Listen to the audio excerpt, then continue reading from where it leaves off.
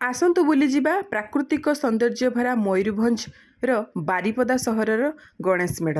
तो सबुठु फास्ट आम देखा ट्राफिक छक ट्राफिक स्क्वायर जोटा कि ग्रांड पाखे अच्छी से मूर्तिटी तैयारी होती आमर पूरा मयूर पंखरे। आसतु आप निश्चय थे देखु बहुत ही सुंदर होपर आम बुलीजा लाल बजार गिनी हाउस सामने जोटा कि बहुत सुंदर होती बड़ मूर्ति।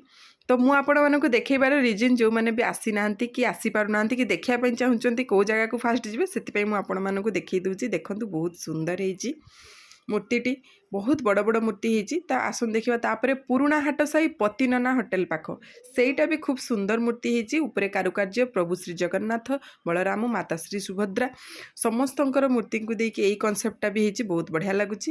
आसतु देखी लाल बजार जोटा कि तनुश्री मेडिसिन सामने अच्छी ठाकुर को ड्रेसटा बहुत ही सुंदर होती बहुत सुंदर मानुची।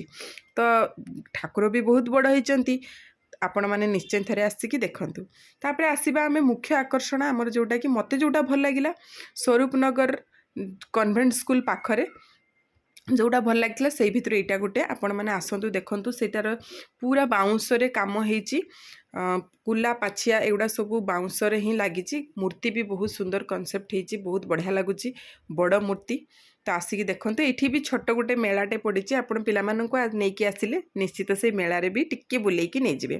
तापर आसते देखा आमर स्टेशन बजार हाट पाखरे जोटा कि बहुत बड़ मूर्ति होती बहुत सुंदर लगुच से गोटे बड़ धूपटे लगी मुझे देखी नी बहुत सुंदर लगे मत मूर्ति भी बहुत बड़ होती बहुत भल लगी। तापर आसतु जीवा आज यही वर्षर मुख्य आकर्षण ऑपरेशन सिंदूर जोटा कि आमर गोशाला छकरे होती बहुत सुंदर होती 20,000 टिकिली रे प्रस्तुत होती आमर ये मूर्तिटी आपण मैंने आसतु देखूँ ये भिडटी मु फुल बनई देखी आपण मानक।